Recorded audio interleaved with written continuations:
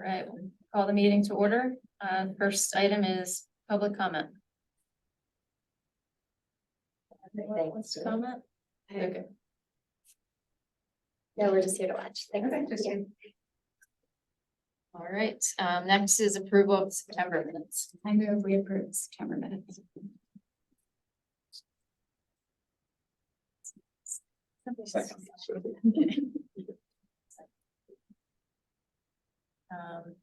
All right, and then the junior board member liaison report. Hi, it's nice to see you all again. So I just had a couple ideas of how, again, we could spread educational content throughout the school. I understand Dr. Gallo's got his newsletter and that doing a lot with egg bag students. But I also had some ideas for how individual clubs could aid to kind of spreading education around the school. So we actually have an upcycling club at Mount Lebanon, and they are interested in doing sort of like a workshop type project, doing like turning things like t-shirts into tote bags and like just doing some minor projects with that. And in addition, I don't know how feasible this is. I think we talked about this in the September meeting where local businesses could possibly earn like a badge if they met some requirements we set. I don't know if we specifically went anywhere with that, but I thought it might be interesting if once these businesses earned this badge or showed some sort of dedication to environmental sustainability, we could almost ask them if they would permit students to come in and sort of learn from how they've changed and how environmental sustainability is like practical in the business world, kind of seeing applications and pros and like cons of switching things and how maybe they've sacrificed things to become a better business. And in addition, I mean, this might already be happening, but we have the STEM Academy at Mount Lebanon High School. And I thought it might be interesting if we asked Mrs. Meir to bring in like environmental engineers and more mentors that had, she might already be doing this, but more mentors and speakers that were primarily in those fields. Just another way of bringing education. That's about it.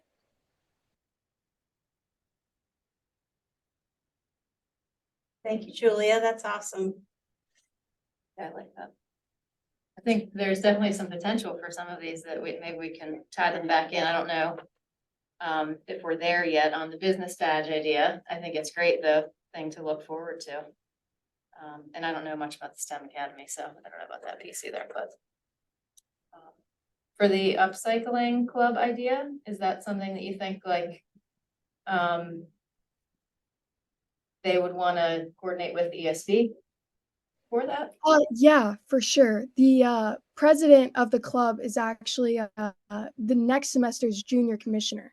So I'm sure she'd be super interested in working with ESB.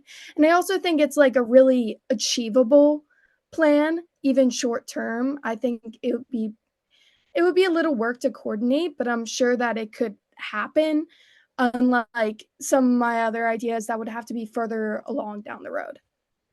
Yep. My thoughts on that, and we're going to kind of get into it a little bit later, particularly in the new business. I have a coordination with Levo Green, but I've been talking to them about an educational series at the library with topics maybe monthly, and then also kind of coordinating with Sustainable House series that I think is also going on. But maybe one of them could be an upcycling discussion, and we could do it there or have it be part of this. So. Yeah, and I'm sure students would love to participate in that. So that'll be a lot of fun. Good. I like that. Okay. Does anybody have any other questions or comments? No, but I really like the idea of the sustainability, and maybe that's something we think about working with the partnership on. Even just nominations for businesses in Mount Lebanon that have made, I know that there are a short list of businesses that I frequent, mostly because of their sustainability efforts.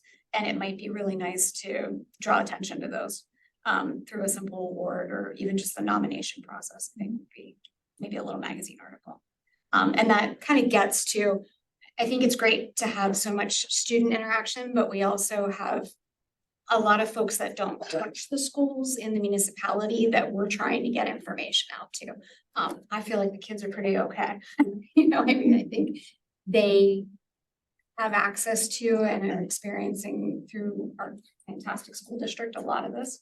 But I think some of our residents are still a little, you know, we have an opportunity like through those community programs you were talking about. That might be a really nice connection. Yeah.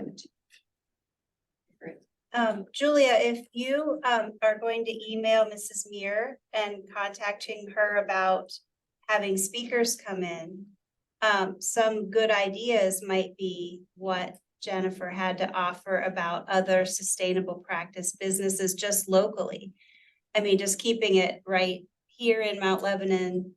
There's one who's doing composting and she runs a composting business. There's others that come to mind. So when you email her, she might have her own resources and ideas, but ask her if she'd like for you to add some of those to what we all can think of here. If she wants you to tap into ESB as a resource for finding names of potential speakers or businesses that have good sustainable practice. Okay, yeah, and you can let us know. Sounds good. Let me know if you need any help with that. Like approaching Mrs. Muir or asking her what kind of speakers is she interested in getting, but are you involved with the environmental club? I wouldn't say I'm super involved. I know Mrs. Wilcox really well, so I'm like adjacent to the club. I don't really know what they've been working on lately, but I could definitely look more into what they're doing. Okay, I was just curious to see maybe she can work closely with the environmental club to have a wide range of ideas like lead architects or environmental engineers. I know in the past she's had speakers and they've been in the medical field, or a physicist came in last year, but I don't remember any environmental. We could probably help with those contacts. Most of us spent the last 2 years building the climate action plan and working with a lot of those folks. So we have those contacts and could easily connect you with Connect and other, you know, organizations that would have those. Yeah. But I think, at least from my point of view, we're kind of merging into a bigger board with multi things. And having spent so much time working on that climate action plan, I think from my interest, I'm looking at the very few months we have remaining and seeing what we can get done, you know, on that plan. That was the kind of the mandate. Thanks for that. I'll definitely appreciate those contacts. I know she's out sick tomorrow. I'm a student of hers. So I'll get in contact with her on Monday and I'll ask. Because she might already have a few, and if she already has a few on her list or something, I could ask her if she'd be interested in bringing those in or the options that we have. Sounds good, thank you. All right, school board report. Sure. Okay, so I wanted to review or point you in the direction of the October 9th meeting that we had last month, where there was a presentation entirely dedicated to sustainability. It was the sustainability report for the district. And that was discussed by Mr. Galetko, who's our business manager, and Mr. Marciniak, and also Mr. Kaiser, and they are in facilities. And so, as you know, we have like a mission statement in terms of our sustainability, but we also have several action items underneath that statement. And one of them is to have renewable energy certificates as part of our energy supply to the school district. And so the district passed a motion to, I'm just gonna read what we did because it's better than summarizing it. So we are rejoining the AIU Energy Consortium, which gives everybody a better price for electricity supply. And the selected vendor is Direct Energy. And that consortium is offering a competitive rate of 3.746 per kilowatt hour, which is a considerable savings. We've been up at 11% per kilowatt hour. We've been at 5. We're now down at below 4. And additionally, and excitingly, this pricing includes the purchase of 100% National Green E-Wind Turbine Renewable Energy Certificates. Those are called RECs, but they offset the carbon footprint associated with our consumption. So the pricing, it might change slightly based on the timing of that, but not enormously. And so we approved that agreement, and that goes for a 25-month period. So we're into 2027 with that rate locked in. National wind. And all wind energy is fantastic. For the district. For the wide. district's energy That's consumption. excellent. So that's a big exciting thing. We were really pleased to see that happen. Both Mr. Galetko and Mr. Marciniak have been to continuing education and training opportunities for advancing our sustainability efforts in the last few months. I'm remembering from a month ago with my notes here. Yeah, so that's it. Well, I have all the prices down here. We were at 4.9 cents per kilowatt hour before, now we're at 3.7. So that every time we do that, obviously a big savings to the district. So that's helpful. Plus, those are good green initiatives. Then they listed through several of the initiatives that have taken place that have a big check mark next to them, because this was a once a year sustainability review. They talked about our stadium turf has been recycled, 68,700 square feet of it. Every school has a garden, every elementary school has a garden with student participation. We have 32 water bottle fillers, which I sent that to the ESB email too, because Randy was asking about water bottle fillers in the district. We have 32 of them. They're pretty well spread out. There's 3 or 4 at every school. Often those are purchased by the PTA. So that's another funding source, but it is good that we have those. I don't think we have them at the outdoor fields, with the exception of the high school stadium, but I don't think we have them at the rock pile or Mellon or Jefferson's turf. But I think plumbing is probably part of that. So we might have to look into that. 216 trees planted since 2016. Their next initiatives are adding a bike rack. And they average 6.11 tons per month. That's per month of recycled materials from the district wide, which I thought was really substantial. And they use green cleaning products only in our school district. Those were the notes I took. That's a flyover. It was a much more in-depth discussion, and it's posted on the website.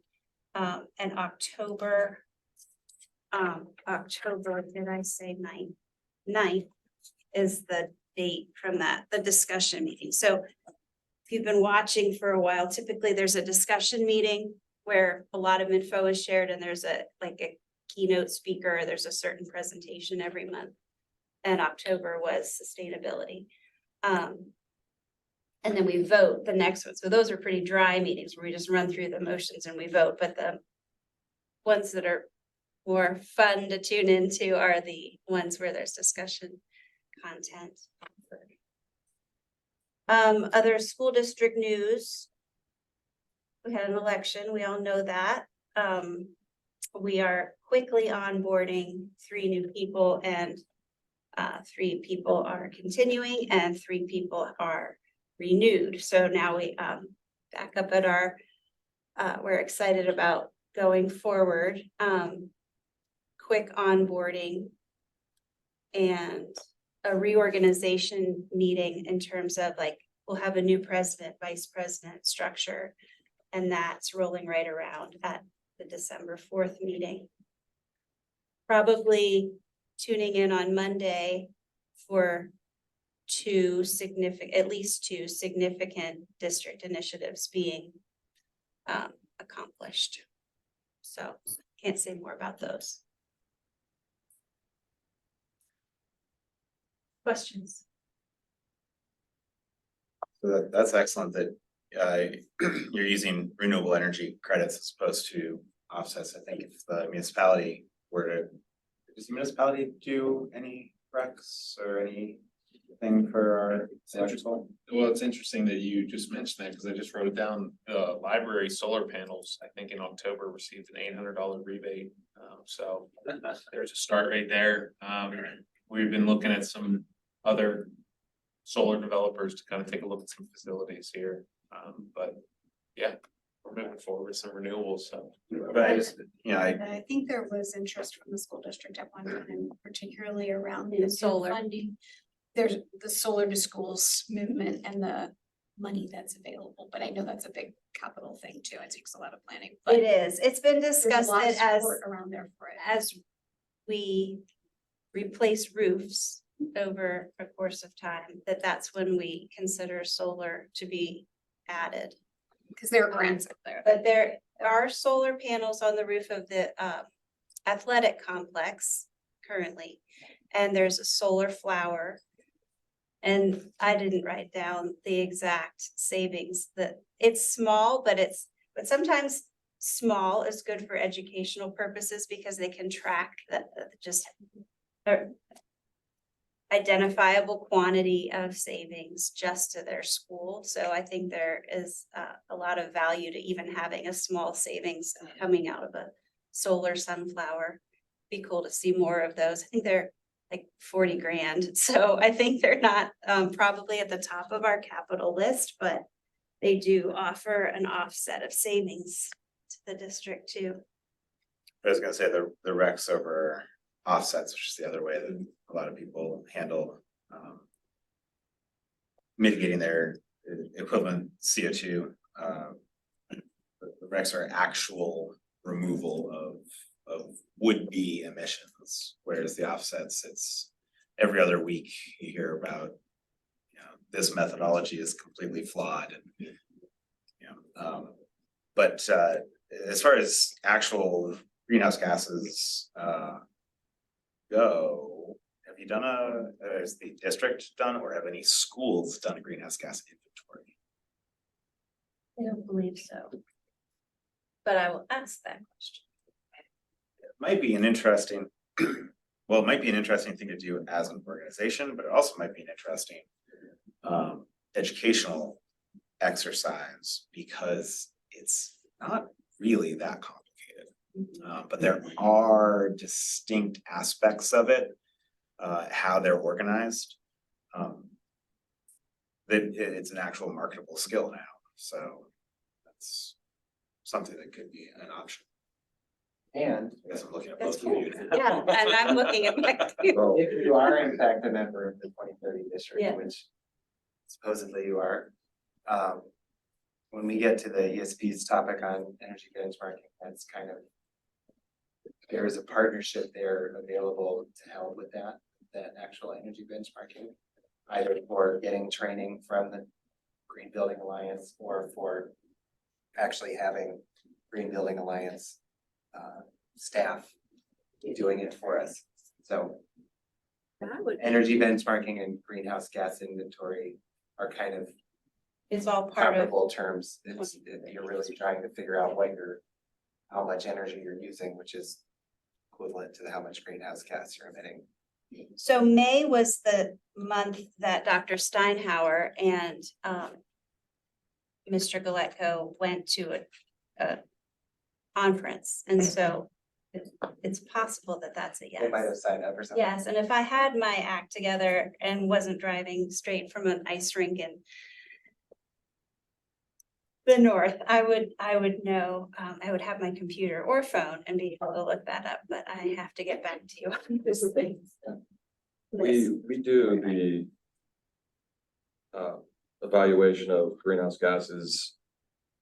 I mean, just one or two segments of the school. For example, I look at the hallways that are never used, or the sky bridge that is so sunny and bright, but the lights are always on, and we question why do those have to be on? And you open your mouth, you learn, and the reason why they have to be on is because they're fire egress routes. So we asked, okay, if they have to be on, then can you change them to LED?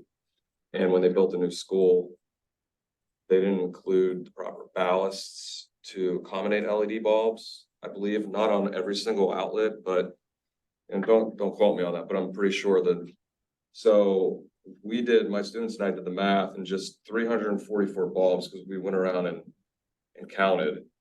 By changing those out to LED, that would save the district $12,000, and the payback period is roughly 0.6 years, 6 years. So, and then we evaluated that would save the district 45,000 pounds of coal and 104,000 pounds of CO2 in the course of those bulbs. Actually, that's annual. So we do look at that. Just my class, and just hey, are you interested in this? And we floated the idea by, and the upfront cost of these bulbs, and changed the valves for too much. So then they said, why don't your students write grants? And then COVID hit. And then we didn't really pick that project back up, because we met with Rich, we met with some of the HVAC people and the principal at the time, and they really liked it. As soon as I told them that they would save $12,000 for the course of the bulb, they were on it like that. They are still on this real drive to switch out light bulbs. Good. Particularly in the gyms, but there is a sustainability website, part on our website, there's a sustainability tab. Now, the website in the near to 1 to 2 year future is going to get a complete overhaul, which is going really good news, but currently there's a tab for sustainability, and it will show you, I think I brought this up maybe last 2 months, the last meeting that I attended, but which light bulbs, which schools, and how much has been saved. Yeah. Which is good. And It's enormous, the amount of money they spend on lighting. It is. I'm happy to see all of these initiatives. They're not even in their infancy, it's progress, so it's good. I guess the other comment about the board reorganization that's happening in December is that you might get a new school director in these meetings. I don't know. They shuffle us all around, so I hope to stay with you all, but you'll meet somebody new if not. I think we'll save the commission business to see if Mindy stops by, so we'll earmark that for later. Next is the ESB business. It's gonna actually just for a minute talk about the board transition plan before we go into the topics, because I think that could guide it a little bit, but I sent out the draft transition plan that Greg started, and By the way, it looks great. Looks great. I'm loving it right now. There's a lot of information in there, which is really helpful, so.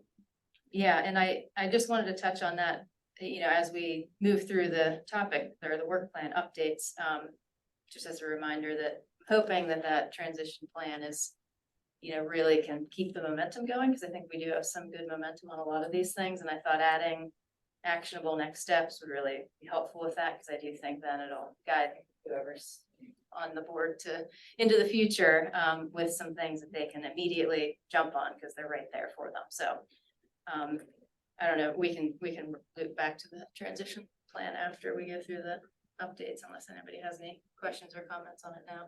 I think it's really nice that we kind of had those updates, because like, I know Tim kind of contributed to it, so it's like, I feel like everyone's kind of updated and up to date on most of that stuff, which is good. It's good that it's that have that kind of inventory of knowledge that we have on certain projects, so. But Yeah, it's good to have continuity, like when you transition, you don't just like lose everything that you've all. the dialogue will continue. That's pretty much the goal is to, have the next board members just kind of read that document, any questions they have, and just answer them and then get them rolling. So that's the eventual plan, but. As far as the work plan, Deb's not here, right? Does any, I know, if anybody else has an update on the air quality topic? Cold air is moving in. Were there students that were gonna be involved in that? We talked about that in one of the meetings, partnering with maybe the environmental club or students to work on a dashboard, but I don't know that we've gotten beyond that. I think it was just an idea lobbed out And there. over there. Feel free to jump in. So I have some friends that run the coding club, and they mentioned that they would be interested in doing it as like a project to set up that dashboard if you still want students to do that. I didn't have all the details at the time when I was presenting this idea to them. So if you have specifics on like what you'd like them to do, I can kind of present it as a more I was just like, "Hey, would you guys be interested in this?" And they were like, "Yeah, but like we don't know what you're actually kind of talking about." So, if you wouldn't mind just outlining that for me and I can present that to them, and if I know they do some events themselves, so they might be busy with that, but I can still present it as an idea. How much analysis do we expect is gonna be required before because it's one thing to display the data, but there's some statistical analysis, basic. That would probably wanna go into that too, depending on, and I think we need to set the parameters for what data points we are looking at, because I think it's on a 24-hour rolling. Yep. Um, I agree. I'd be interested in hearing Deb's input on that. 'Cause I Yeah. just thought about it. Yeah. We can follow up with Deb on that and maybe talk about it a little bit more in the next meeting. If she's also looking for someone to help out with some of the. Not doing the programming, but advising on the programming. But I think, Julia, the basic part of it is that we have these purple air monitors and we have them all around the district. I think there's 7. Are there 7 or so? There are at least 7 of them. School, and then there's more throughout the Uptown too. I think if like, there's one at the park, which is reasonably close to a school, then I don't know that I don't think they're at every single school. I'm not Not sure, every. because there's one at the park. We have I to mean, we look can and see. see, but Anyway, there's these purple air monitors. They monitor the air and spit out a lot of numbers. It's a number crunching exercise. And it's also like a comparative exercise to see, you'd be handling a bunch of numbers and you would be looking for trends and looking for better air, worse air, time trends. Your teachers would be directing some of the inquiry that what you would get out of that data. But the monitors are there. People are crunching the numbers. I mean, we can download the data pretty Yeah. easily at any given point. I don't remember how long the archive continues. You can get it all the way back. It's just that you have to use an API instead of the. And then it's download on- published. I mean, you can see it in real time. You can set your parameters on how long you can look back, and it's just all out there on the kind of public domain. It's not even behind any type of dashboard or anything. Looks like this. Yeah. So you would just pop it into Excel or something else that you would. So use. creating a dashboard right. out of the data that exists. Making the data more accessible to people to learn from it. And how often would we want this updated? Like, is this more of like a long-term project that we'd want? Like, are we looking to create a program that would, I don't know if this is possible, but once downloading the data, it would automatically, update this dashboard. So then the data only needs to be downloaded, every so often. Depends on, I just don't know specifically what we're looking for. Maybe that's something I have to ask the coding club, like, what are you guys actually able to do with this information? But is there anything you all would specifically like to see with this dashboard other than it being like available to the public and etc.? I know with some talks around the office, someone came up with kind of a simplified idea of referencing charts of what healthy areas, what, not, I should say unhealthy areas, and just kind of referencing those numbers, because purple air has that dashboard, so to speak, kind of available. And it's just be something that the residents just kind of read to say, you know, something may get up into, you know, the number 100. It's like, was that good? Is that bad? You know, 100's relative, because it could be 0 to 1,000 or 0 to 100, where, you know. But someone came up with that, they pitched the idea of just a reference table that we can link people to, or, you know, if they go on to our sustainability tab on the municipality and they see the purple area and they say, what do these numbers mean? And then we can reference them to a table that says, this number is relatively high, may cause, you know, these certain effects, and it would all be, you know, cited data either by the EPA or the Allegheny Health Department, so. Fairnow.gov. I don't know, like, I mean, This is. you click on any of the monitors. There. Right, I mean, even on just Purple Air's website, if you click on any of the monitors, like this is Foster School right there. Yeah. And it's got, you know, you can zoom out, you can show over a week, you can show over just a couple of days. And it's got, doesn't have as many lines of like, but it's got the kind of red line, like over 100 is bad. Between 50 and 100 is fine. And that David's chart that he showed just basically explains what that does, so. it's like- Yeah. And that's pretty much what we can do. I just am trying to think, is this like, if this is something that somebody has to like take off of there and then manually put into the system, it's not gonna get followed up on. And like, as soon as that person leaves the school, nobody's gonna pick it up and people are gonna forget about it. Like, if there's a way to just have it directly attached to Purple Air's So website. that's what I was talking about. I'm happy to go over how to code it so that it pulls directly. Right, if it's, that's what I mean, is like, it would be better if it could Yeah, just be they- coded to pull directly from the website. As Yeah, opposed to having to have somebody take it off. And do it. They have documentation for that. And the only thing I would kind of remind you is it only is a particulate matter PM 2.5 measurement. So we are going to be missing the rest of the data. Now, to that point, the health department has monitors not here, but nearby. That could give us kind of other components of the picture. So I would actually specifically, Julia, your question, what are we looking for? I think what the most useful thing would be some sort of data aggregator. And actually not doing any statistics because it comes out already in Air Quality Index, which is already rescaled to a normalized scale. But a data aggregator that will host the Purple Air data, but also along with it, perhaps the weather, precipitation, especially when it comes to particulate matter. Precipitation reduces particulate matter significantly. And then also the county health department issues inversion layer ratings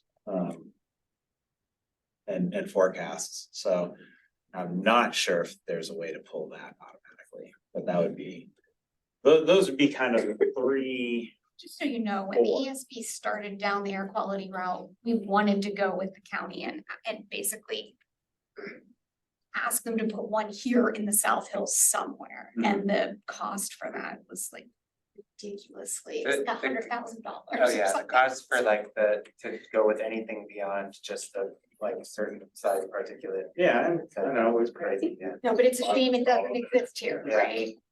Yeah. To our west, southwest New York. I would think too that like having something like a smell.gov or like the smell.com like that. Because you're getting, that's where you get a lot of like just general feelings of air quality too in the area. And you can get senses of some stuff that you're not necessarily picking up on the sensors.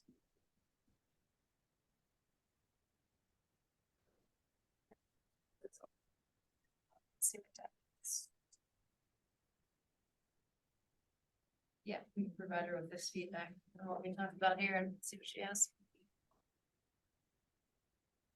Okay, next is the plastic reduction, we'll have to take out bag for the next. I was just gonna say, we renamed it, Yeah. it is not, Right. no longer plastic bag reduction, it's I guess plastic use reduction or just Right. plastic reduction in general. Plastic reduction, I think, yeah, so, you know, Mindy sent out an email, she and Greg and I met to talk about some ideas, and I also had added in information that I had in mind into the transition plan too, for where I think we could go with this.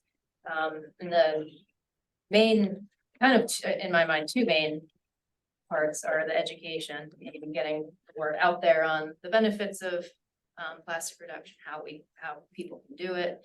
And then introduce a resolution to the commission, hopefully, which basically just kind of sets our goals or targets to make an overall municipal reduction in that area. My thought is do that for a year, see where we are, and then possibly move into an ordinance. Unless Allegheny County adopts it for us, and then we'll be on board because we have to be. But regardless, the education piece, I think, would still be helpful, even if that happened, because it would probably be a somewhat abrupt change for a lot of people. So as far as the education piece of it, I mentioned that I had been talking to Lebo Green. I've had a couple meetings with Shayna to talk about some educational, and I think that would be geared towards kind of maybe more of like an adult education. We also talked about, she's also involved with the PTA council. So we talked about possibly trying to get a school program, like a seminar, like maybe an elementary one, middle school, high school, you know, for the right age levels, and bring it into the schools as well, as a way to get the message out as well. So those are just some kind of beginning ideas we have on the education piece. And then obviously Mindy brought up the water refillers too. I think that's probably like a, let's work on it, see feasibility of it, the cost, where we can put them in, if it's possible, and then get that installed as well. Beyond that, I haven't come up with too many other real initiatives for like how to kind of make it happen, other than educating the public on how they can do it themselves. We did talk about like, you know, incentivizing businesses or handing out reusable bags, maybe even getting some local businesses to sponsor the bags, so we can get them made with their, you know, some advertisements on it, but then they'd be hopefully free to hand out. So I think there's a lot of good ideas on kind of what we can do, but that's the update for now. I'm hoping that Lebo Green is very on board with this, like monthly educational ideas. In fact, they recommended the first one be recycling and composting, so I wanted to talk to you about that, to be as close in line with the new contract. But then I was saying maybe plastic reduction could be the second piece of that, you know, so early next year we would have that. And then work on the school piece as well. Is the library on board? Yeah, they are, but not until January. They said they couldn't handle a December seminar, which I think is fine, because I don't know if we'd be ready anyway, but starting in January, they are. Do we know who's going to publish the student articles? I remember that was a big question mark then. Can it be Lebo Green? They can, yeah, I mean, Yeah, the reach is kind of. I didn't know. Yes. Too. Yeah. Kind of just, I guess, dip into Mike's time, we've been kind of brainstorming some ideas on how to kind of extract that information to put it in, because I know Laura has been emailing. I have a whole bunch of emails regarding to different ESB topics, and I know Laura, I think, emailed, I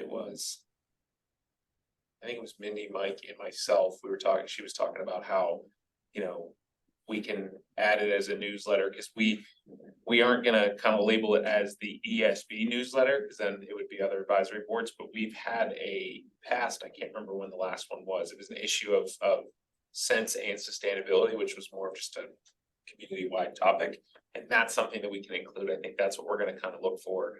But I know moving forward with some of the stuff, I know we also received 2 more of the newsletters, so we're gonna see what we can do, get those in those in the paper, or the state of the magazine, so. And Shayna also mentioned that maybe they could be distributed with PTA newsletters. That would be maybe a bit more of a wider audience too. I don't know if that's of interest. Because now I think there's just the district. Is it just a district-wide email, right? that There's links one a each? week, and then each school has a link button, and they're also archived, so you can go back and see ones that you've missed without hunting your email box. It's all on that particular sent message. Every Sunday has all of the backloaded.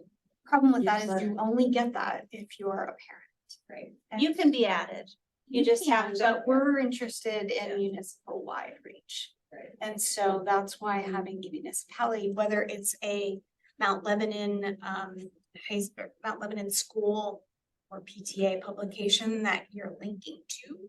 But I think it's important that it come out as municipal, through those channels to people that want emails, or that it's accessible somewhere from the website, so it isn't just limited to, families that have kids in school. And then the PTA is even smaller than just the That's network right, of yeah. families who have kids in schools, then you have the PTA being a smaller subset of that. What, you probably have mentioned this, Greg, before, but what are the rules of like Levo alerts? Could there be a Levo alert that links to the PTA? No, okay.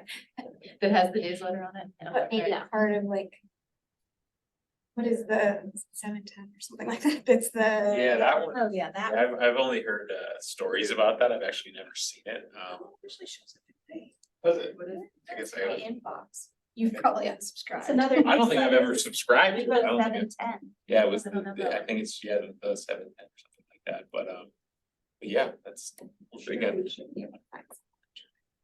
absolutely. That was pretty great about.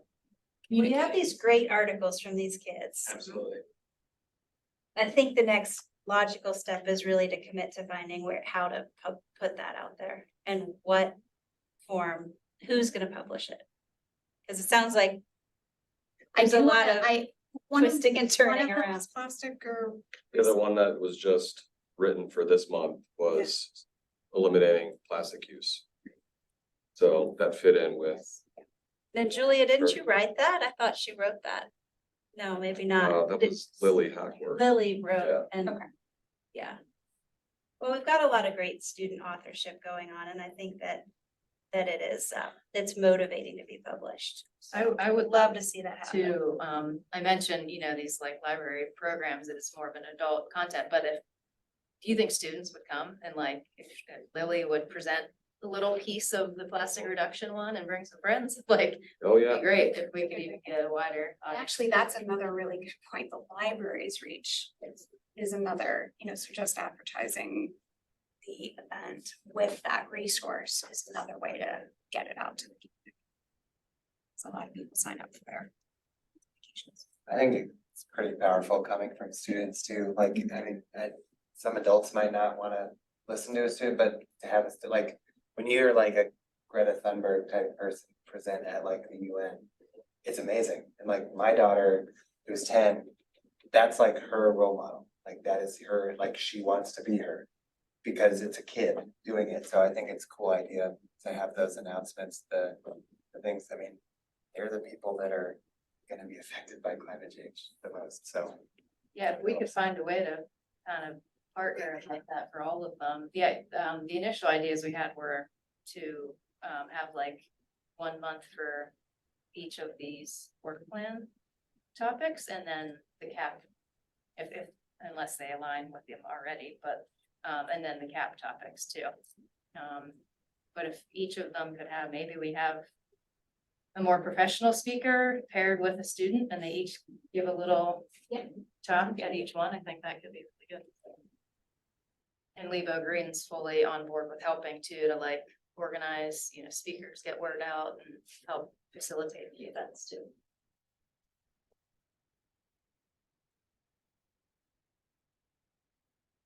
Right now. All right, recycling and composting.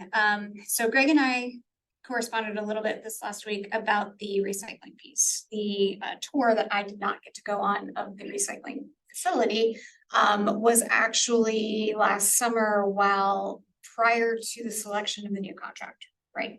And so that was the sorting facility and the newly upgraded equipment for the current hauler. The new contract is all of the recycling will go to a different facility in Hazelwood. So I did a little looking around, looking at that. I couldn't find anything that kind of matched up as far as, their equipment or, any. I don't know if we want to schedule a second tour that kind of matches with our current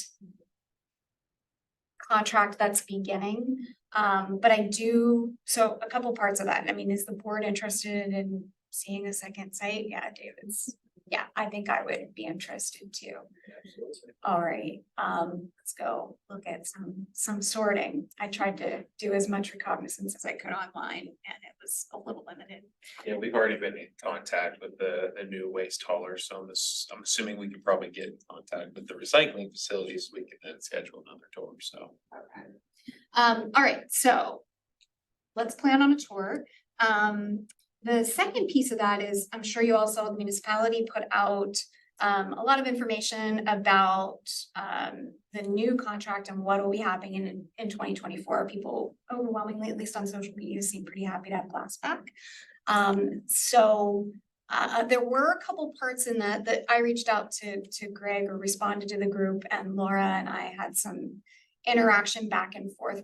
There was a little bit of a tone to that kind of struck me as far as what plastics aren't recyclable, just put them in your regular trash. And that's a little bit of a misnomer. I mean, we need to be really clear with residents that if they're putting out 5s with their 1s and 2s, they're contaminating the load, and we don't want that. So if you're not going to make an effort to recycle 3 through 7, then it does need to go in your trash.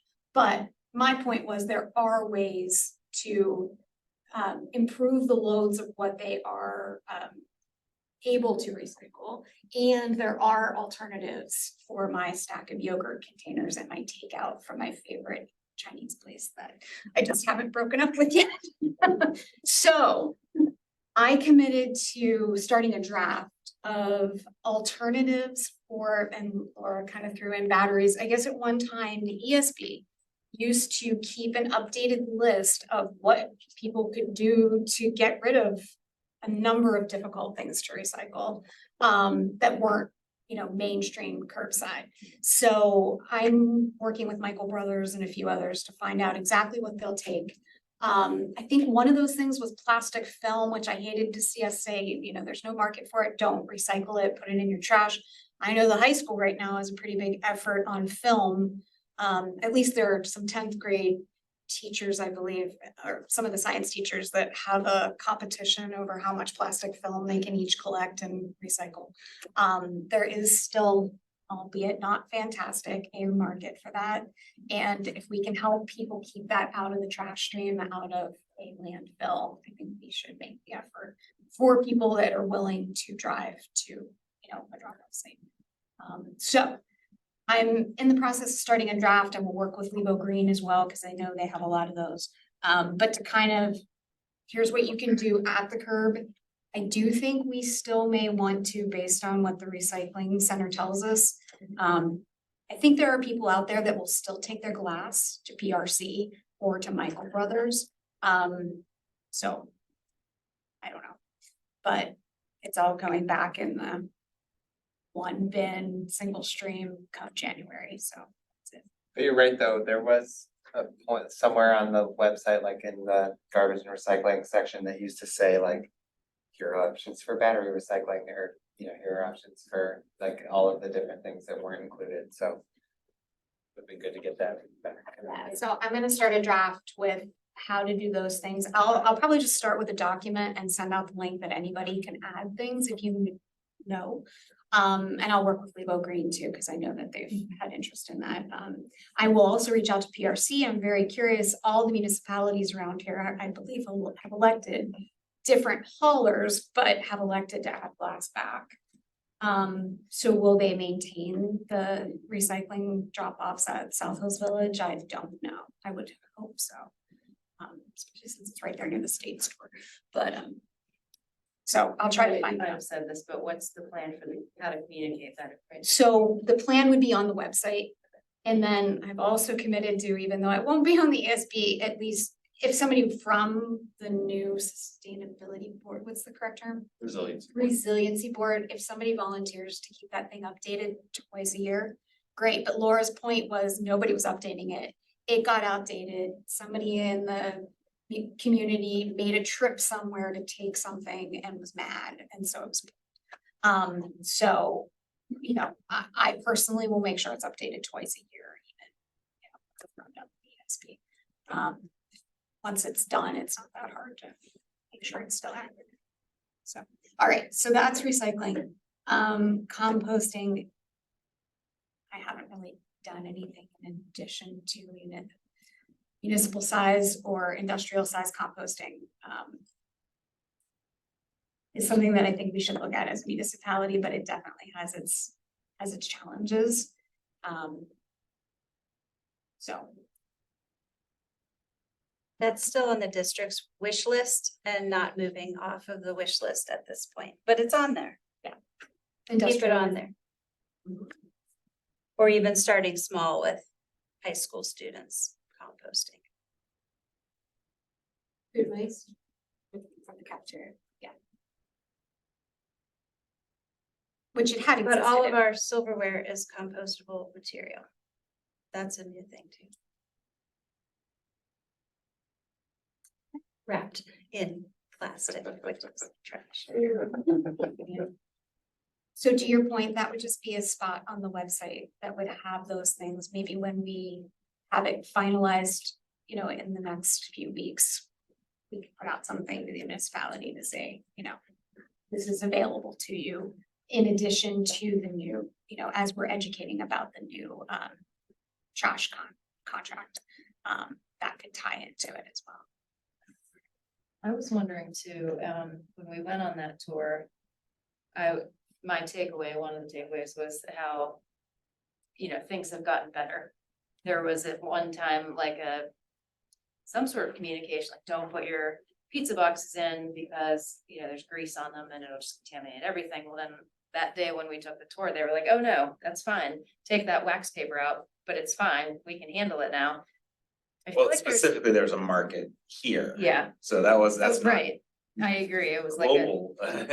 And that was another good point. It's very local, you know, you can't, like what worked for that facility might not work at a different facility. And the information that came out was pretty clear about just the top of its box, I think. is- Yeah, that's what it said. Yeah, Yeah. But yeah, I guess just like good tips like that would be so helpful. And I was thinking even beyond just putting it on the website, it like we deliver a one pager to each house. It just says this is Not what on you can paper. and can't do. You know, I hate that, but I also know there's like my neighbors, I guess I'm the resource for what to do and they all reach out to me and I'm like, there is a website that they're always like, what day is recycling? I'm like, you can go to the website, but I mean, some people just don't look at the website, so. But I think if they got a piece of paper in their door, they might be like, oh, I can do this. On their recyclable bag, right? They can, or a magnet they can put on their fridge. I don't know, something to guide people. For any changes like that, though, it's like. It's so habitual how you handle your waste and recycling that even when we got rid of plastics 3 through 7, like years ago, it was still like, I still had to do audits in my office monthly to be like, this is a plastic bag. It doesn't go in here. I have This neighbors is a that number 3 milk will- jug container, layer, you know, some type of bottle, doesn't go in here. Like, this is the yogurt container. I think so, for some of the stuff like the pizza boxes and stuff, like. If they probably don't even know yet that the pizza box was ever not allowed in the recycling, if they're having a hard time, it's just. I think education is very slow when it comes to that. That So- might be a great place that we could work with some students to make a quick 2-minute informational video. You know, just post it on YouTube or something, that this is how you recycle right. I have a neighbor that no matter how many times I tell them not to put all of their recyclables in little giant eagle blue plastic bags and tie them up, like that's just not gonna work. It's been years. So that might be an opportunity for education, but Extra credit in your class, and just publish it. You think a video would be nice, like just very easily quick, like. It can be funny, it can be fun, like it just have a student take a trash bag. And like open it up and just be like, or a recycling bag or bin and just say like. This isn't, and why, and then. Yeah. Because that's. so that's Vivo what I- Green does a nice job at Earth Day of a sorting game where they just throw tons of trash. Yeah. And it's like for little kids and they have, like a recyclable bin, a trash bin, something else. And the challenge is you resort, your trash and they tell you if you were right or not. And I don't know which way. But that might be something that when we do a library program that we want to demonstrate or have people play along or trash bingo or something. I don't know. But yeah, And then encourage them to all go out and tell their neighbors and audit their neighbors' garbage. that's all I have. I think the biggest hurdle that I'm facing right now is how to publish this. And it's pretty frustrating because I just don't know. I'm sort of a standstill in a way, getting this out. Two things. I feel like it'd be great just to be on Levo Green, but when I'm preaching to the wrong audience, That's a like really good. those people who go there, who are interested in going there to read that content are the people who I feel like don't really need the outreach. So originally, these newsletters or mention of the new newsletters where they would be was gonna be published in the Levo magazine. And then we told that was not the case anymore. So I saw Kelsey just at the beginning of October, hey, guess what? It's gonna be published in the Levo magazine. She was all excited. And now I don't know what to tell her or what to tell Lily. I have a student who engineered a gray water system in her bathroom and rerouted her plumbing and pumped it in the tank of her toilet that she's writing a newsletter on.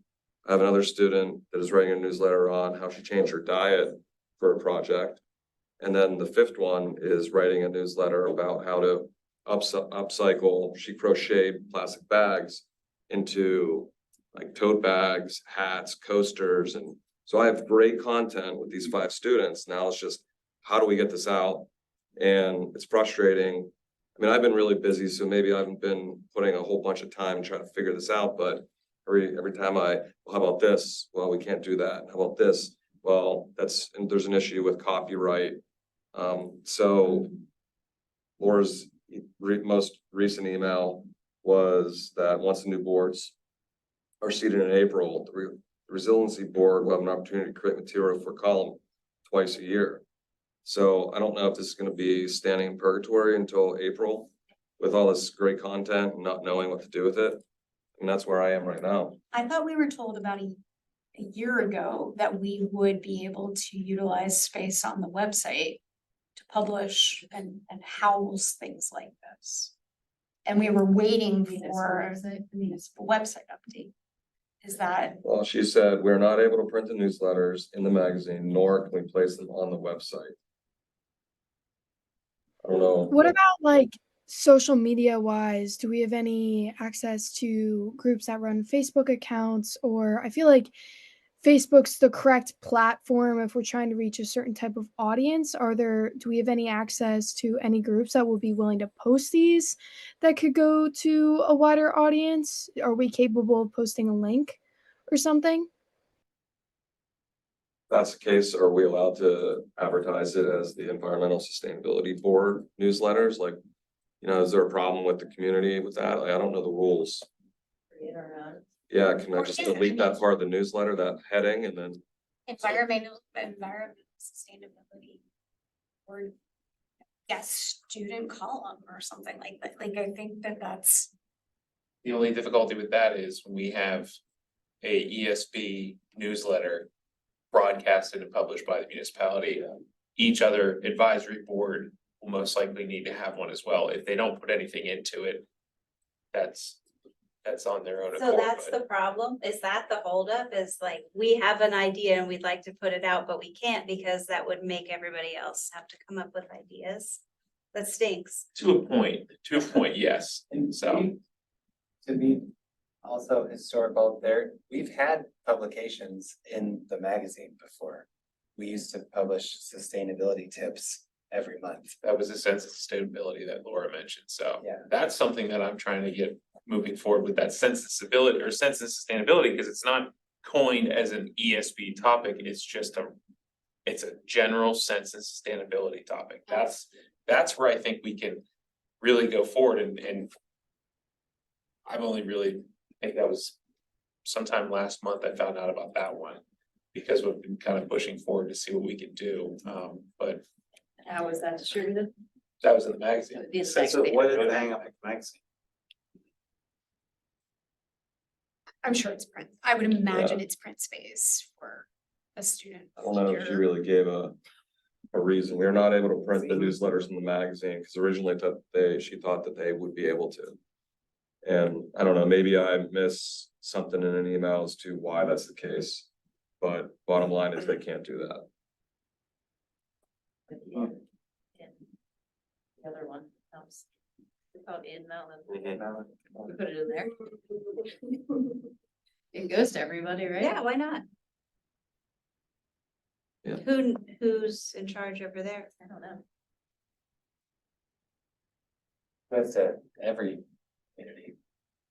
So I think it's also logical to publish it through the school district, but and that's probably the easiest way, but that's also, like we said earlier, that achieves families with But if we children. publish it through the school district. And then on social media, through other channels, if the municipality and Levo Green and whomever else is interested. Wants to kind of either embed that in something that they're doing. Or, share it again through social media channels, I think that would help with the reach. I agree. And the municipality does. share. Julia, do you know who runs the sustainability part of the website? Who's in charge of posting? Do you know? Like- Kristen James. Okay. Yeah. So I could reach out to her and see if You there could be.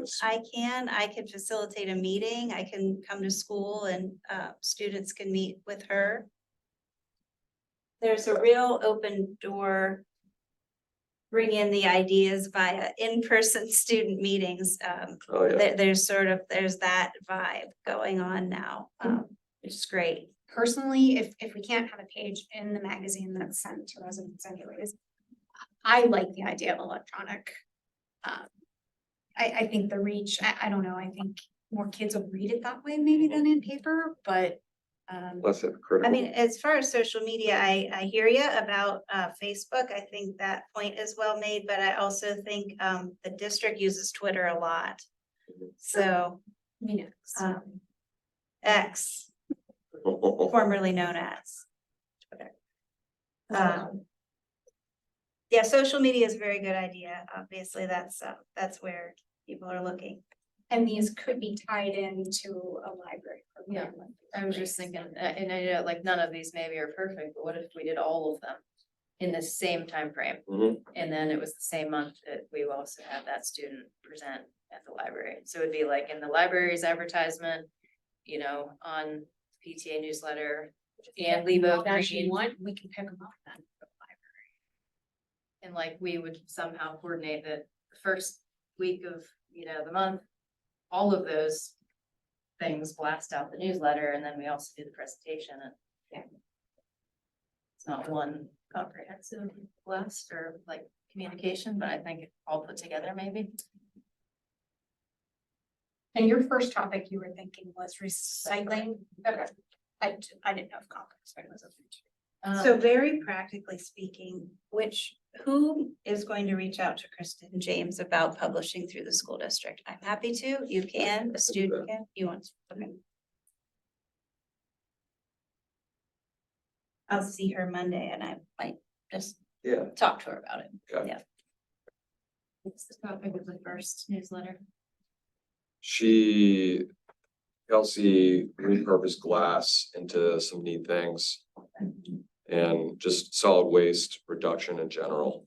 I'm wondering if that, like, could that be tied in with the January presentation of I think recycling? so.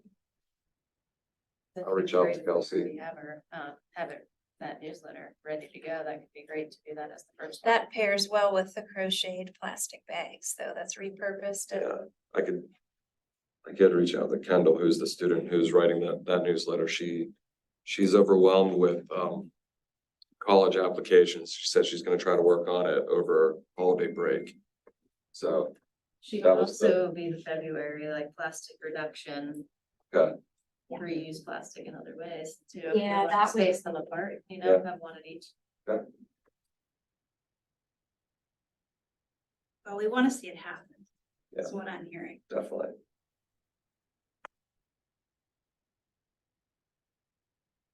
That's all I got.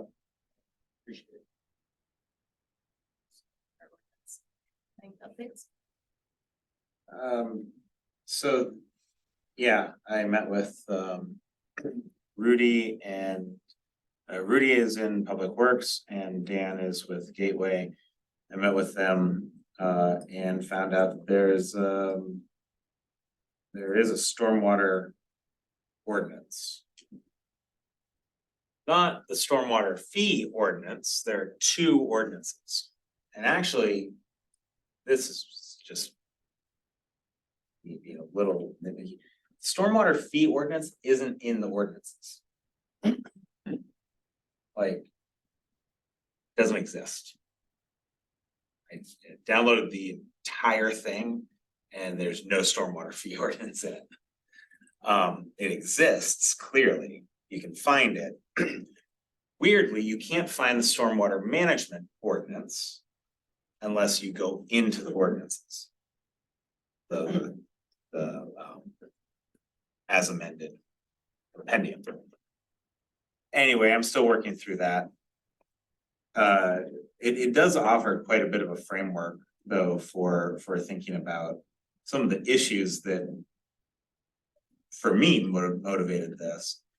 I also learned a little bit about the stormwater fee credit manual, which was outsourced by the folks that we outsourced it to, we being the municipality. So they aren't 100% sure why some of those decisions were actually made. Once I pressed a little harder, then no, really, why is all this stuff excluded? So yeah, I think there are some places that we can look, but the good news is there's an entire framework that's already in place. So instead of stormwater ordinance, it might be stormwater amendment and some public education and perhaps some well, I do think we need to do some improvement of best practices, but that's maybe something we can discuss later. Stormwater as one of the topics for a monthly library education piece, so that will happen next year if you're. That doesn't, I don't think non-hydrologists find that as interesting as I do. I don't know. Actually I- think if you say, I'm gonna explain why you pay this fee, and people might show up because they wanna know. and- There are enough basements flood, particularly. Oh, yeah, that's fair. Yes. But I think you should also give the tips about salt usage, and I mean, I think there's a lot of practical things that people. Yes, those couple items earned a frosty response. Yeah, talk with you off the record. Gateway engineers, when they initialized that stormwater ordinance, they came and gave a presentation to the ESP. And they had a whole, PowerPoint. Apparently, they just gave a presentation to the commission. Yeah. Last month. Fairly frequently from what I remember. Like, I think that's an annual. The presentation about like what their progress has been, like since it that I don't know what was covered, but I.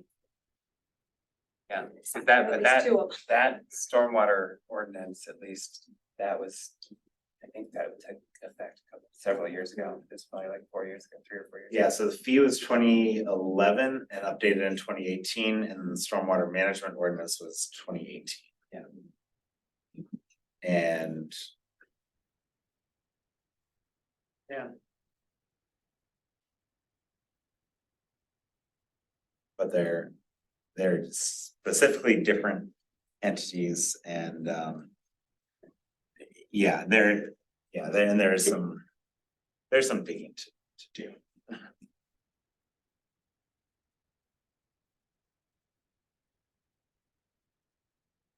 You're up, Tim. Energy benchmarking. So I think one of the things that I wanted to talk about, and I had just gotten this information like right before the last meeting. But I have talked a little bit with the Green Building Alliance just about, as I was kind of reaching out to connect and other groups to try to see like where there are resources that we could use to help with energy benchmarking. And obviously, like, I think the easiest way to do the benchmarking is to use Energy Star portfolio. But as far as like, who's doing that, who's trained and qualified to do it? I think the best option that I could find was possibly partnering with Pittsburgh's 2030 district as a municipality. And I kind of mentioned a little bit before this that it's not unprecedented. We would not be the first municipality to join that district. Forest Hills Borough, City of Pittsburgh, Allegheny County, City of Erie, and Erie County are all 2030 district partners, and supposedly Mount Lebanon School District is also. It's a $175 a year fee. And then you have to sign a 2030 district pledge form, which I have available and we can look at. And what we might gain from that is they can either come and teach a staff member of Mount Lebanon municipality or a board member how to go about doing the energy portfolio, or we can send them bills and they can have an intern on their own staff do it for us. And I think that would be included in that annual fee to join the district. So, And Tim, none of that was done with Eric Grab and the. So and Eric- Connect? Eric Robb did, so that they are also, he's the one who pointed me in this direction. Okay, So Eric Robin had been part of like some of the original greenhouse gas. What was the word used? Inventory. That we had done back when we started the climate action plan. We had used ICLEI, which yeah, is the software. right, okay. That software, I think was getting a little bit more cumbersome than just using Energy Star portfolio. Especially if we're just looking at kind of a municipal level, this would probably not cover private organizations because we wouldn't have access to their bills. But I think this is probably a good way to, at least if the goal is to just get a benchmark of what we're supposed to be doing, not necessarily establishing what our goals are.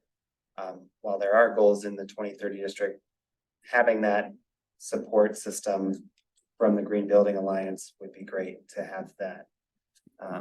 Just because they have a wealth of knowledge of documenting and benchmarking half the city of Pittsburgh already. So it's something that we can talk about and consider forward. What would we need to do to make that happen? We would need to sign a pledge and we would need to send Green Building Alliance a check every year for $175 to make that happen. Is that a commitment for a certain number of years? It is, I don't know that if there's like a minimum number of year commitment to get all these Right. cool services. They're gonna do the send the bill thing and they do it, that is an amazing bargain. So, $75. Um. So, yeah, and there was a parentheses on here, it just says, and the reason I seek additional funding sources is that it takes a lot of staff to recruit critical mass in organized geographical or sector specific clusters. I couldn't tell necessarily if that was just part of his signature or if that was like a direct thing to me, so I'm gonna have to follow up on that, but as far as I know, the only number he actually listed was $175. And then Eric, Rob, and the Connect group also said, you know, if they would also be willing to provide assistance in the event that we can't have any of our staff trained. That they could basically join us and be part of our team to help us on anything. I know that Eric, Rob had already been trying to, he had started doing the process of benchmarking Mount Lebanon, and then just COVID hit. Everybody got tired and overburdened, so he had just mentioned that if we are willing to kind of start going down this route, he's definitely a resource, but the Green Building Alliance would be probably the best partner for that.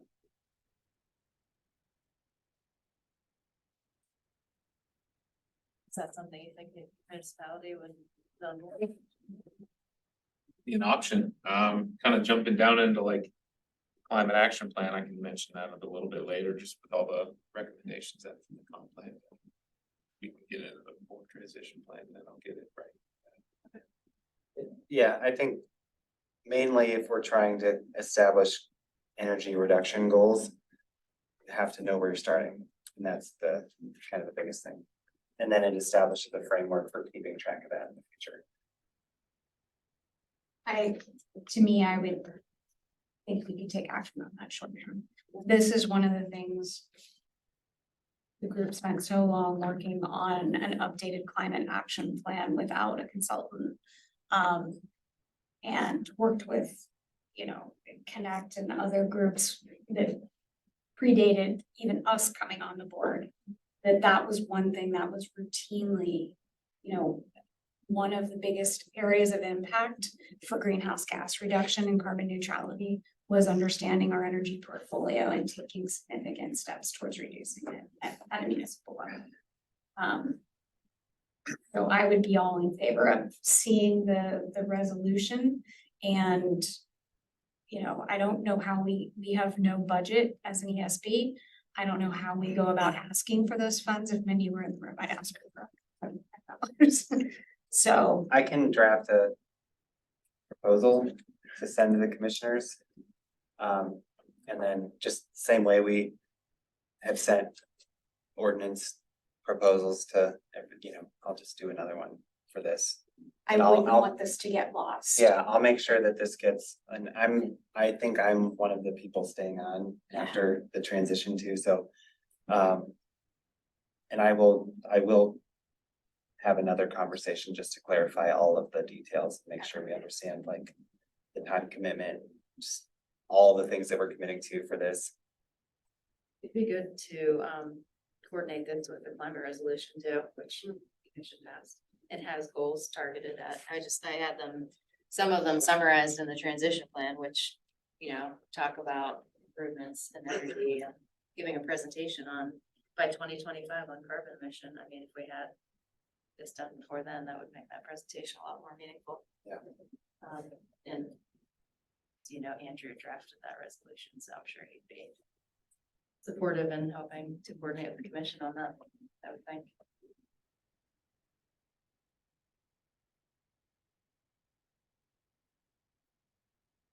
Board transition plan a little bit? Sure, yeah,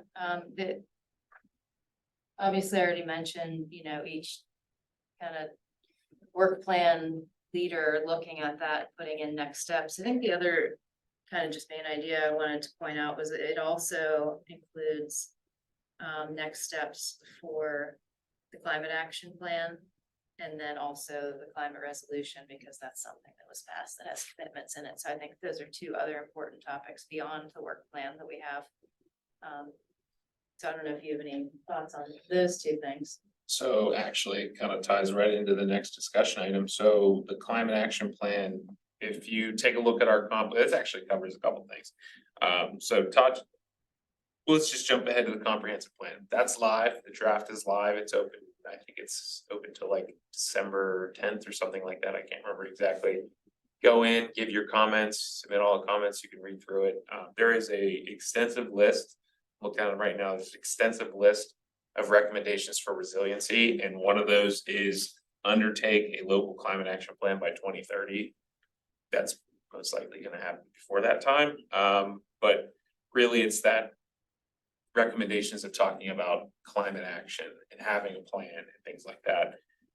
So I think take a look at those recommendations if you like. Submit recommendations or comments that you have to kind of expand upon some of those things or maybe tweak some things. So I think in that board transition plan, it falls from what I read with the recommendations, it falls pretty in line with the climate action plan that's recommended by the comp plan. So many plans we have going on, so so the board transition plan is references the climate action plan, which references the comprehensive plan. So many tree branches of plans. So I think that kind of fits right in there, but that's one of the biggest things I think I have for the climate action plan item on the agenda. Just to be clear on that, are you saying that the municipality like kind of has it on their list to finalize the climate action plan? Yeah, it's a recommendation in the comp plan. That'll be something. That's sort of something the municipality has to follow Absolutely, through on. by 2030, and I think there's a, talking about plans again, there's a what do you wanna call it, a plan for plans, that word is starting to bug me, but it's a plan for plans to really look at when do we update certain plans that we have. I would say a lot of them are, I would say, almost the big five is the comprehensive plan, parks, master and recreation study plan, the climate action plan, an transportation plan, and an uptown strategic plan. Those are like the five big ones. And they're kind of on a rotating schedule. If you think about it, every 10 years, I would say 13 to 23 to 33 is the comp plan. I think it was, I can't remember when the last parks plan, but the one in 22, so that would be 32. We do a climate action plan in which I think the best way of doing it is the way it's kind of forecasted is the climate action plan would come after the comprehensive plan. So the comprehensive plan would recommend stuff to be seen in that climate action plan. We would then execute it within that climate action plan. And then the next come around with the comprehensive plan, we mentioned more updated things. So It's 2 years of work went into the climate action plan to inform the comprehensive plan, not the other way around. yeah, Right. so I think it's more.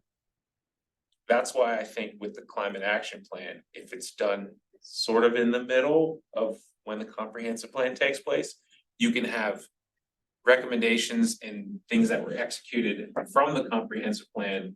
And then too many plans, from the comprehensive plan to then update the climate action plan and then almost recommend new things for the next comprehensive plan. So it's a never ending cycle. So, but all in all, Because we're about 15 years out now from the last climate action plan, and that was undertaken. I think it was the 10 or 11 year update 3 years ago or something like that. Yeah, it's 2012, it's the last one. Okay. so we're looking to almost have that on like again, a 10-year replacement for renewal or update. So, but all in all, the comp plan draft is live, talks about a lot of recommendations for climate action and climate action plans. So please feel free to go in there and submit comments. So, but that's pretty much my two topic discussions on comprehensive plan and the climate action plan. So.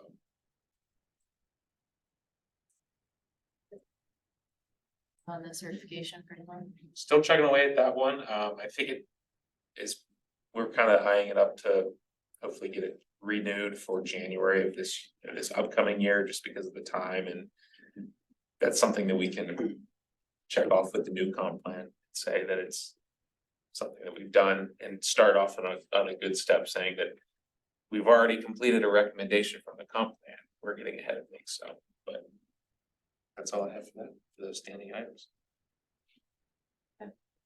board transition plan, can you just remind me the dates again, like what we're looking at as far as?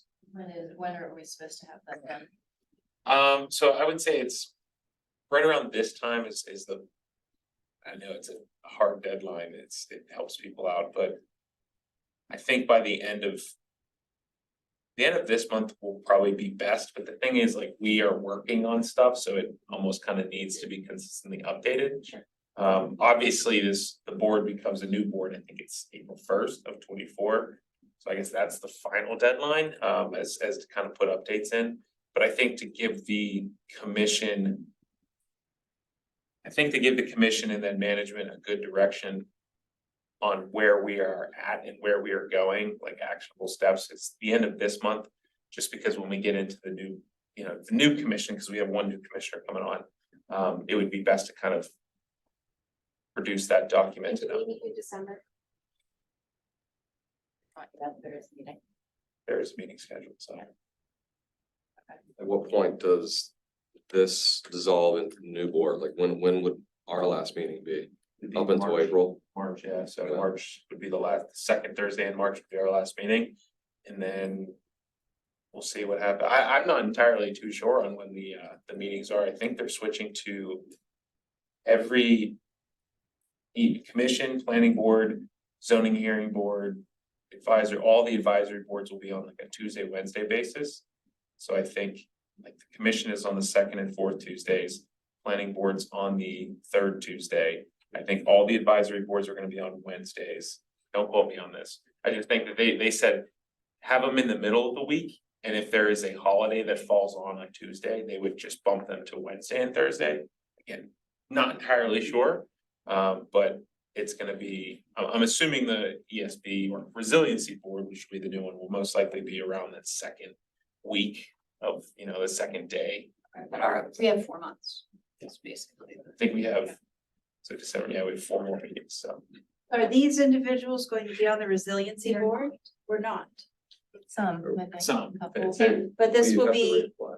this will be closed and that will be opened and some people will transition and some won't.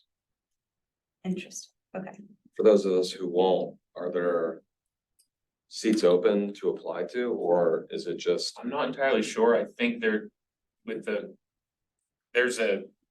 Mindy sent out, I can re-forward it to the group, but the transition plan. That the commission has I guess it was I don't know if it was a resolution, but it was an official document that they produced. And they have certain people who are on certain boards where their terms are up. And they have I think an idea of they're gonna reach out to people. Who are interested in reapplying, and I think some people are gonna say that I'm done, but I think the resiliency group is us Historic Preservation Board and the I think Economic Development Council. I think there's going to be 7 total. So there's 7 total board members, I think, in the new board, so. It's consolidation, so, but not entirely sure how the new members process works, so.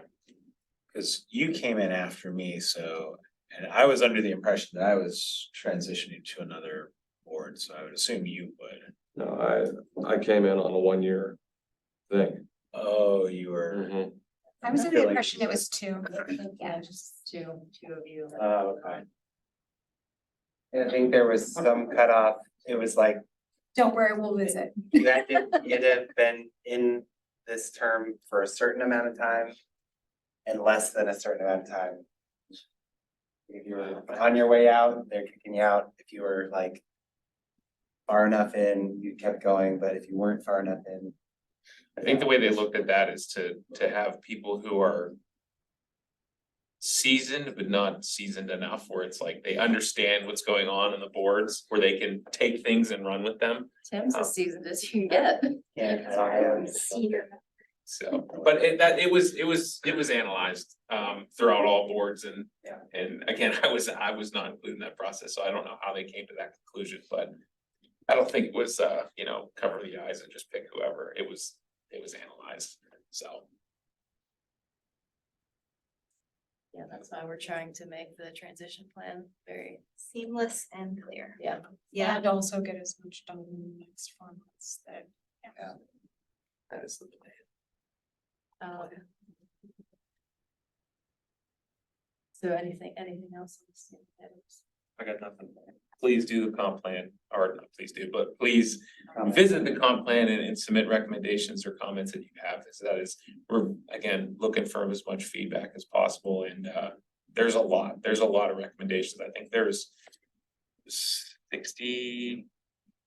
No, I'm sorry, 130 total pages. So, but that includes everything.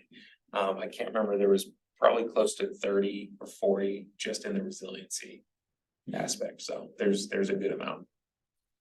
Who's in charge of the resiliency board?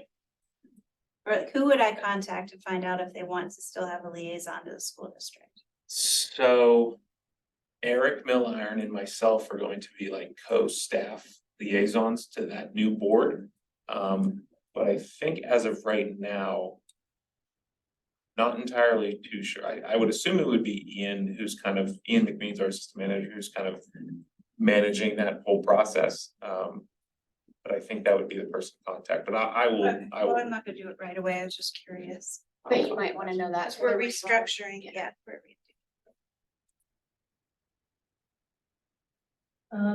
Under new business, I've already talked about coordination with Levo Green. It's really just around these like educational pieces of the library.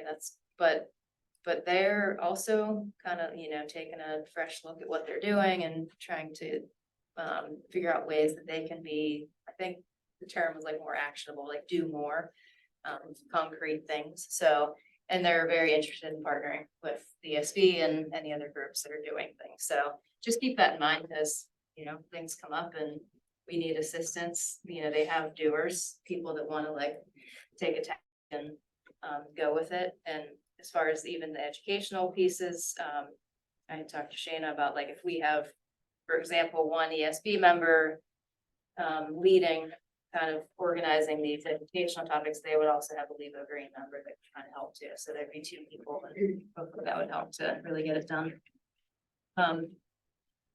And then the Sustainable House series, I didn't put on here, but I am curious on how we can, I feel like that's kind of also what we've been talking about. Can we mesh these two ideas? So it's a good transition there.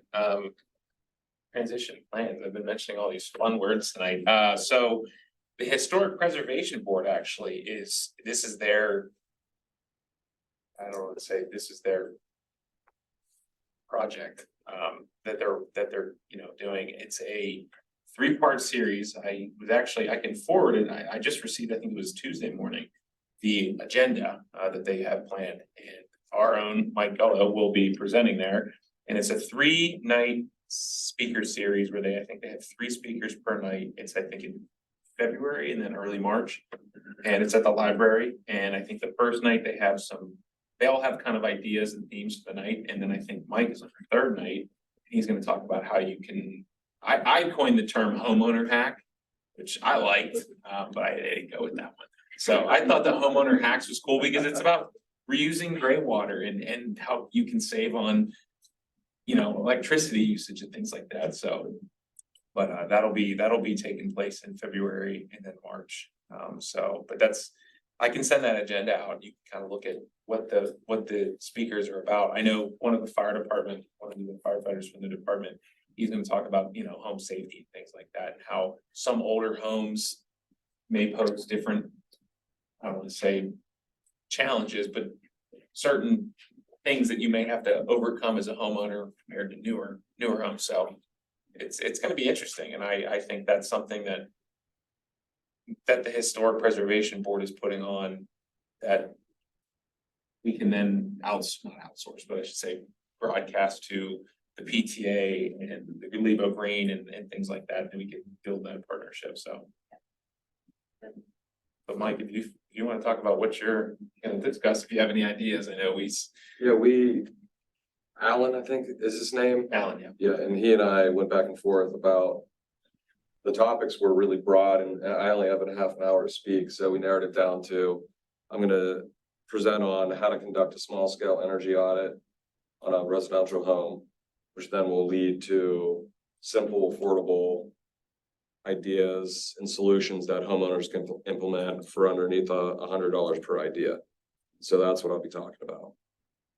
more focused and, you know, because originally we wanted to go with all the home hacks that we talked about, like the water and the recycling, but I can't really dive into that detail in 30 minutes with spreading myself too thin. So that's what we're going with.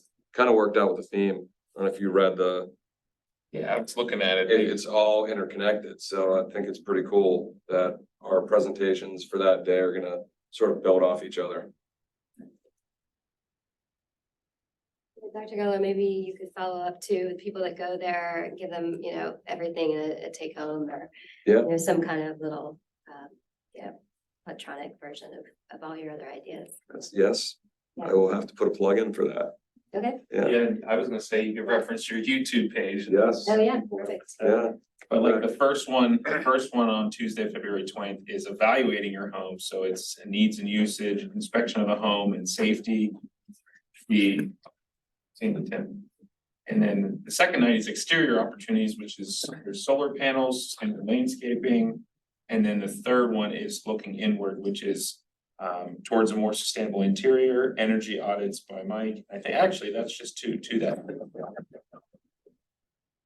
Originally, I think they were, when we started this discussion, they were just having 3 nights for 3 speakers, so I was letting Mike know that he may have an hour and a half to talk about, so. But luckily, they were able to find more and diversify their speakers, so. I think it'll be interesting, it'll be, hopefully I'm available for that one, because it'll teach me some stuff so I can save some money at my house, so. Yeah. Other than that, that'll be in late February and then March. Any other new business? Okay. That's it, I think. That's the wrap. Adjourn. Second. Motion second. Great. Bye, everyone. Thank you. yeah. I am happy that my teenagers like to shower. On the other hand, I like to shower a little less. Oh, yeah. I'm ready to install a shower outside of the bathroom that I can just crank up. My husband is like. Okay, here's.